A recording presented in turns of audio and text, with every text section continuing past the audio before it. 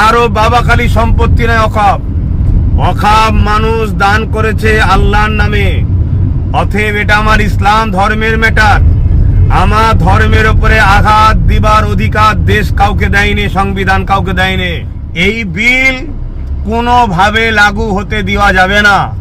আর এই বিল যদি লাগু হয়ে যায়, দোদকে মরার থেকে একেবারে মরে যাওয়া ভালো। তাই সময় আছে, চলুন। আমি ফার্স্টে আছি, আসুন না দেখি। বড় দুঃখ তো এটাই, যখন তাপ লাগে তখন তো লড়ে বসতে মন যায়। আপনাদের কিছু হয়নি। অনেক গাল দিয়েছেন দাদা হুজুরের আওলাদ নবীর খানদানকে, অনেক গাল দিয়েছেন। সেই দুঃখগুলো ভুলে যায়নি, কথাগুলো ভুলে যায়নি। সেকুলারের নামে যেসব রাজনীতির দলকে ভোট দিয়ে ক্ষমতায় এনেছি, তাদেরকে একটু বলুন না লড়ে চড়ে বসতে। আজকে পুরো দেশ জুড়ে অকাপ সম্পদের যে বিল যদি পাশ করে ফেলে, আমার মুসলিম কম আমি বলছি, আমরা দিশেহারা তো এমনি হয়ে আছি, আরো দিশেহারা হয়ে যাব। আসসালামু আলাইকুম ওয়া রাহমাতুল্লাহি ওয়া বারাকাতুহু। দূরে কাছে যে যেখানে আছেন, সকলের উদ্দেশ্যে একটা কথা। দেখুন, অনেকে আমায় ফোন করছে বা আমার পেজের অফিসে জানাচ্ছে যে আজকে পুরো দেশ জুড়ে, আমার মহান ভারতবর্ষে, এই যে বিজেপি সরকার একটা ওয়াকফ সংশোধনের বিলের নামে 2024, যেটাকে ওয়াকফ সম্পদকে গ্রাস করার বা নিজেদের আয়ত্তে আনার ষড়যন্ত্র যে করছে, সেটাকে নিয়ে আমার বক্তব্য কি, আমার কোন রকম সেরকম বাইট কিছু দেখছেন অনেকে জিজ্ঞেস করছে। দেখুন, দুঃখ লাগে এটাই যে আজ আপনারা ভাবছেন, আমি বিগত 3-4 বছর ধরে বলছি, এমন একটা দিন আসছে সবকিছু আমাদের হাত থেকে বেরিয়ে চলে যাবে। আমি তো ওয়াকফ সম্পত্তি নিয়ে কলিকাতা রাজপথ থেকে শুরু করে বাংলার অলিতে গলিতে 3-4 বছর ধরে আন্দোলন করছি যে ওয়াকফ সম্পত্তি এটা মুসলমানদের ব্যক্তিগত সম্পদ, এটা মানুষ দান করে মহান স্রষ্টা রব্বুল আলামিনের নামে। অতএব এটাকে কখনোই কোনো সরকারের হস্তান্তর হতে পারে না। কিন্তু আমরা বিগত দিন থেকে দেখে আসছি, প্রতিটা সরকারই যখন ক্ষমতায় আসে, ওয়াকফ সম্পত্তির কোটি কোটি টাকা তারা লুটপাট করে, সম্পদকে বিক্রি করে দেয়। তার বিরুদ্ধেও তো আন্দোলন করে আসছি। তাই আমি বারবার বলেছিলাম যে আসুন, ঐক্যবদ্ধ হন, সংগঠিত হন, নিজেদের সম্পদ নিজেরা দখল করুন, নিজেদের ধর্মীয় এটা বিষয় নিজেরা রাখুন, নিজেরা পরিচালনা করুন, নিজেরা এর তত্ত্বাবধান করুন। কিন্তু অনেকে তোমাকে গালিগালাজ করেছিলেন, অনেক সমালোচনা করেছিলেন, অনেক কিছু বলেছিলেন।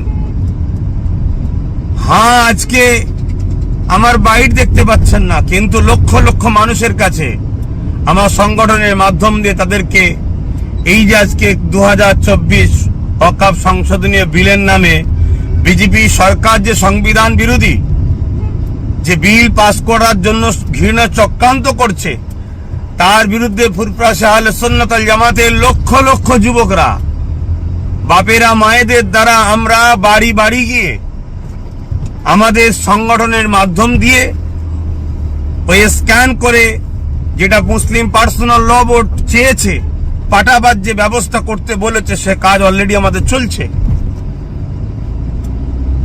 বড় দুঃখ তো এটাই, যখন তাপ লাগে তখন তো লড়ে বসতে মন যায়। আপনাদের ফোন করে অনেকে সমালোচনা করছেন। হ্যাঁ, দেখুন, 3 বছর কম বেশি আগে থেকে আমি বলে আসছি, যেমন একটা দিন আসছে দিশে হারা হয়ে যাবেন, চোখের পানি নয় খুন বেরোবে। এখনো তো কিছু হয়নি। অনেক গাল দিয়েছেন দাদা হুজুরের আওলাদ নবীর খানদানকে, অনেক গাল দিয়েছেন। সেই দুঃখগুলো ভুলে যায়নি, কথাগুলো ভুলে যায়নি। তথাপিও বলবো, আসুন, যা প্রতিটা মাযহাব, দল, মত সব কিছু ভুলে গিয়ে এই বিজেপির যে চক্রান্ত, আর বিজেপি শুধু আজকে নতুন নয়, কখন কৃষকের বিরুদ্ধে সংবিধান বিরোধী বিল পাস করেছে, কখনো দেশের মানুষের বিরুদ্ধে। এই বিজেপি নামক যে দল আজকে পুরো দেশটাকে শেষ করছে, এর বিরুদ্ধে সবাই সংগঠিত হন। এবং আমরা যে সেকুলারের নামে যেসব রাজনীতির দলকে ভোট দিয়ে ক্ষমতায় এনেছি, তাদেরকে একটু বলুন না লড়ে চড়ে বসতে, এখনো সময় আছে। কৃষক বন্ধুরা আন্দোলন করা শিখিয়েছে আমাদেরকে। উঠুন, জাগুন, লড়াইয়ের জন্য সংগঠিত হন। কারো বাবা খালি সম্পত্তি নয় অকাপ, অকাপ মানুষ দান করেছে আল্লাহর নামে। অতএব এটা আমার ইসলাম ধর্মের ম্যাটার। আমার ধর্মের উপরে আঘাত দিবার অধিকার দেশ কাউকে দেয়নি, সংবিধান কাউকে দেয়নি। সে যে পদেই বসে থাকতে পারে, সে যদি তার পদকে ভুল রাস্তায় পরিচালনা করে, তাহলে আমাদেরকেও সংবিধানকে সামনে রেখে গণতান্ত্রিক প্রক্রিয়ায় তাকে জাগানো দরকার, যেভাবে কৃষক বন্ধুরা জাগিয়েছে। তাই সংগঠিত হন, আসুন, এগিয়ে চলুন। আজকে পুরো দেশ জুড়ে অকাপ সম্পদের যে বিল যদি পাস করে ফেলে, আমার মুসলিম কম, আমি বলছি, আমরা দিশেহারা তো এমনি হয়ে আছি, আরো দিশেহারা হয়ে যাব, কোনো অস্তিত্ব থাকবে না।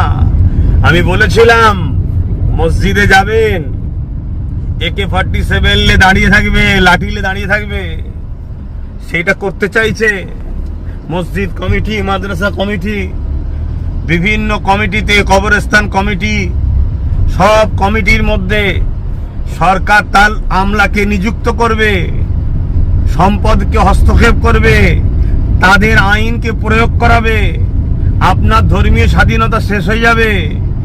এই যে অত্যাচার, এতে মুসলিম অস্তিত্ব তথা ইসলামকে মিটাবার একটা ঘৃণার চক্রান্ত বিজেপি সরকার নিচ্ছে। এই বিল কোনোভাবে লাগু হতে দেওয়া যাবে না। আর এই বিল যদি লাগু হয়ে যায়, দোদকে দোদকে মরার থেকে একেবারে মরে যাওয়া ভালো। তাই সময় আছে, চলুন, আমি ফার্স্টে আছি, আসুন না দেখি। যারা দালালি খেয়ে খায়, যারা পা চেটে বেড়ায়, যারা ভিক্ষা খায়, সামান্য ভিক্ষায় যখন ইসলাম বিদ্বেষী কোনো কথা হয়, তাদের মুখে কথা পাওয়া যায় না, সেই মুসলমানদের নিয়ে অকাপের লড়াই কি হবে? তারা আজকে ফোন করে বলছে আপনার ভূমিকা কি? আজকে নিজেরা সংগঠিত নয়, নিজেদের কোনো পাওয়ার নাই, নিজেদের কোনো জায়গা নাই। আরো একটা কথা, হিন্দু আর হিন্দুত্ব দুটোকে কিন্তু একভাবে মিশিয়ে দেবেন না। আমার ক্ষুদ্র জ্ঞানে হিন্দু শান্তি, ভ্রাতৃত্ব, ঐক্যের কথা বলে। হাজার হাজার বছর ধরে এদেশে মুসলিম হিন্দুর ভ্রাতৃত্ব ইতিহাসে আসছে।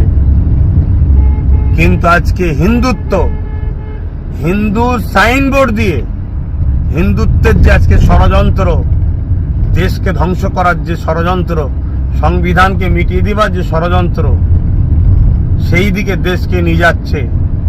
তাই ইসলামের ঐতিহ্য, 400-500 বছরের ওয়াকাফ স্টেট, ওয়াকাফ সম্পত্তির মসজিদ যা আছে, সেগুলোকে বিরান যদি না করা যায়, তাহলে এটা একটা কিন্তু আপনার আমার জন্য একটা প্রমাণ দিচ্ছে যে এই দেশে হাজার হাজার বছর ধরে আমাদেরও পূর্বপুরুষরা চলে আসছে।